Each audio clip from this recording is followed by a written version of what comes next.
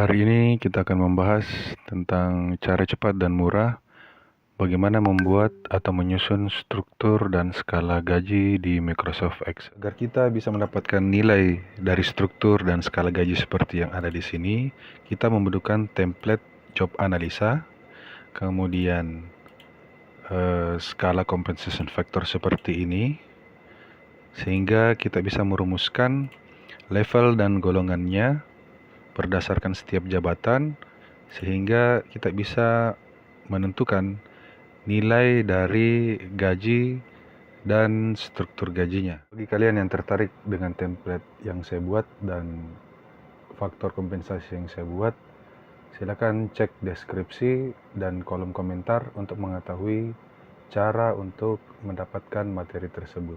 Saya akan menjelaskan bagaimana cara membuat struktur dan skala gajinya. Nah, yang pertama kita masuk di template job analisa.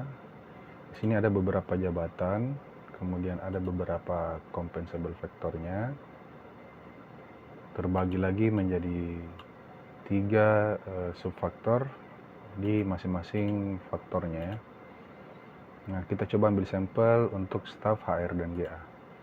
Untuk hal teknisnya, berapa bobot yang akan diberikan. Di sini saya coba analisa bobot nilainya untuk hal teknis di faktor know-how itu 40. Jadi kita buka ini ya, skala dan bobot compensable factornya di file Word. Nah, di situ ada nilai 40. 40 yang dimaksud di sini adalah di sini terbagi dua. Pertama ada persyaratan pendidikan dan persyaratan pengalaman kerja. Nah, itu adalah 2 parameter yang digunakan untuk menentukan berapa bobot hal teknis dari know-how seorang staf HR dan GA.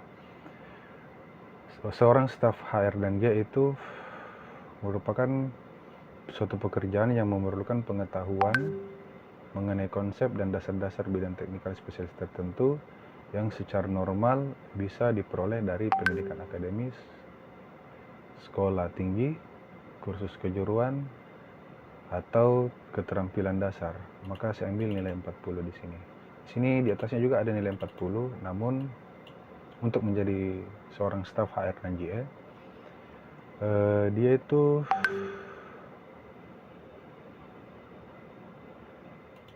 tidak bisa didapatkan keterampilan tersebut hanya dengan melalui pendidikan sekolah menengah atas. Makanya saya pilih di poin C untuk persyaratan pendidikan, yaitu dia butuh training atau keterampilan khusus untuk menjalankannya.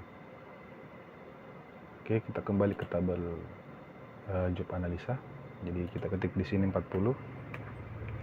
Kemudian untuk manajerialnya itu dia di poin 19. Coba kita lihat untuk manajerial. Manajerial poin 19 dia ada di sini ya. Dengan 2 parameter. Yang pertama ruang lingkup tanggung jawab dan kompleksitas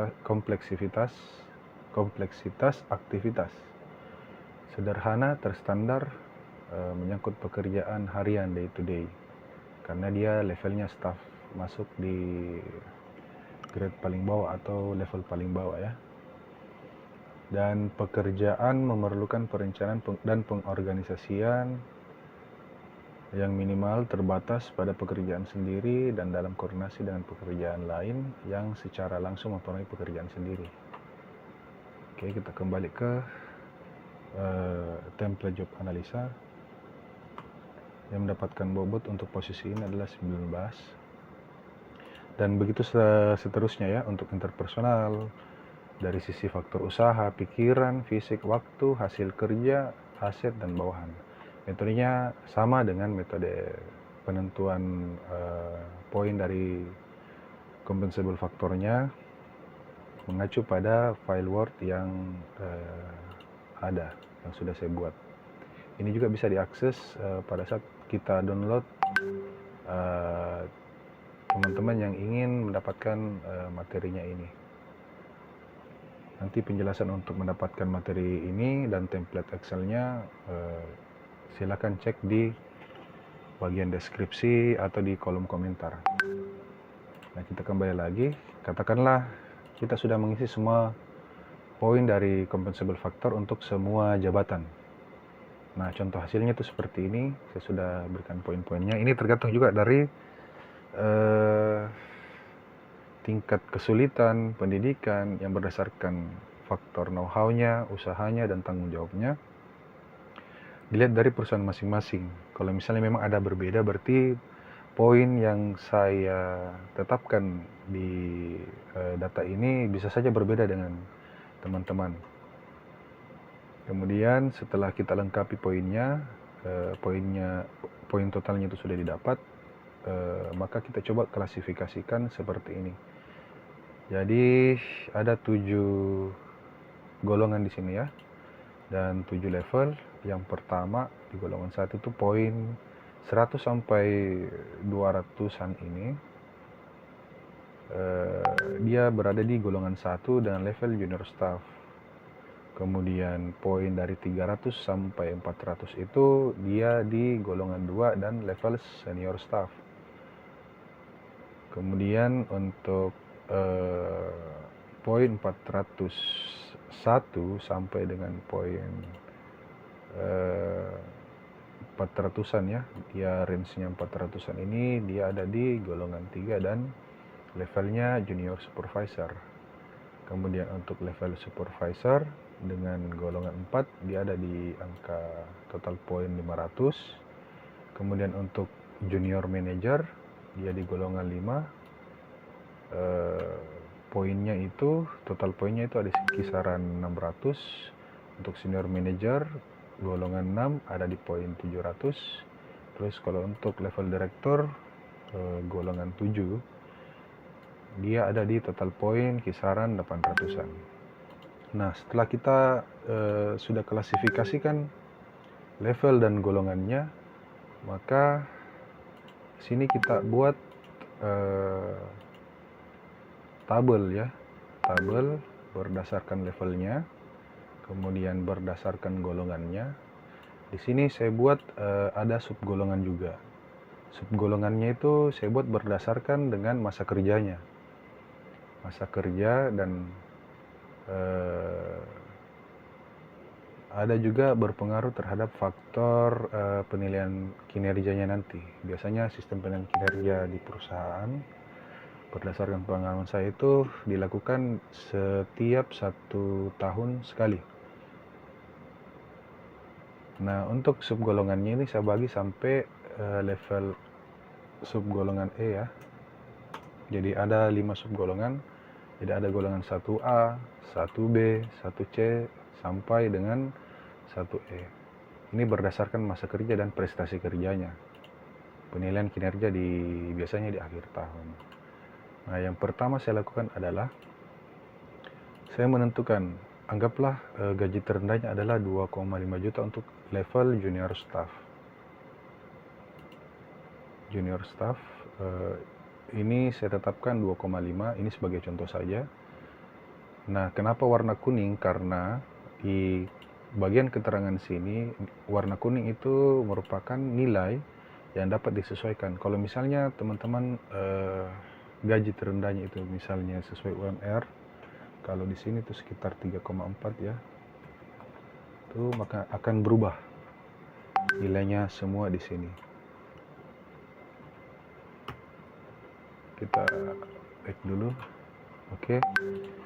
Dia akan secara otomatis berubah semuanya karena di dalam sudah saya kasih rumus. Saya sudah masukkan rumus untuk kenaikan gaji per subgolongan. Jadi dari golongan 1A untuk menuju ke 1B, selisihnya adalah kisaran gajinya itu 500.000 kenaikannya. Ini juga karena dia ada tanda kuning di sini, kita bisa sesuaikan dengan nilai yang ada di perusahaan teman-teman masing-masing. Kalau misalnya ingin ditambah juga bisa, misalnya bukan 500 ya selisihnya, atau kita bisa coba di angka 3 juta ya, sorry. 300.000, maka dia juga akan otomatis berubah.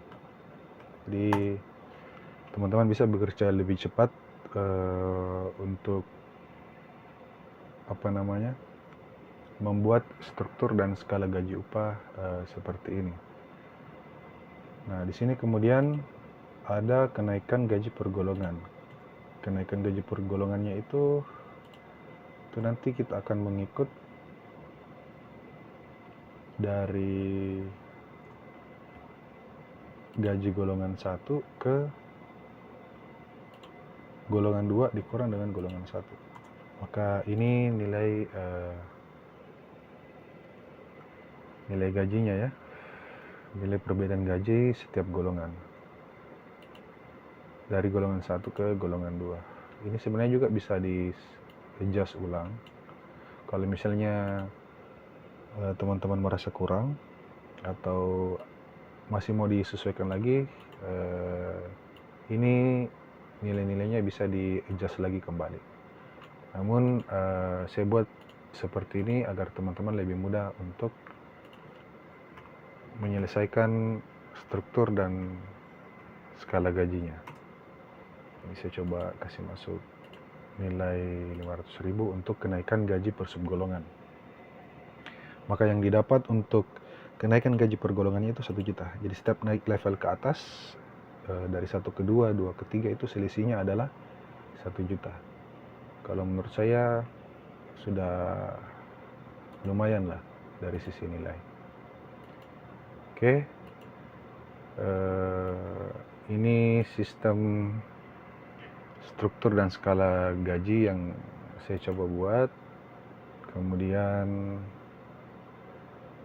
di sini ada klasifikasi untuk kenaikan skala gaji, syarat ya, syarat kenaikan skala gaji. Jadi seorang karyawan yang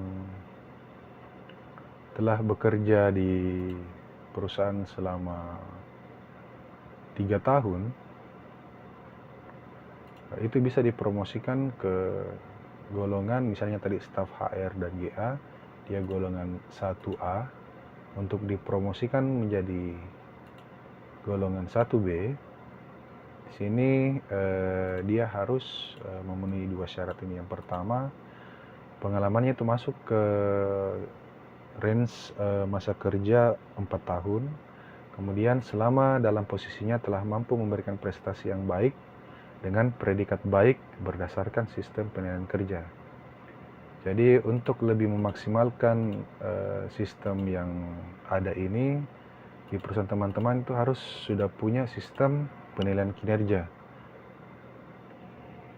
lengkap dengan predikatnya. Misalnya ada predikat yang kurang baik, cukup baik, baik sekali, dan sangat-sangat baik. Oke. Mungkin itu saja dari saya, semoga bermanfaat. Jika video ini bermanfaat untuk Anda, silakan klik tombol like dan subscribe.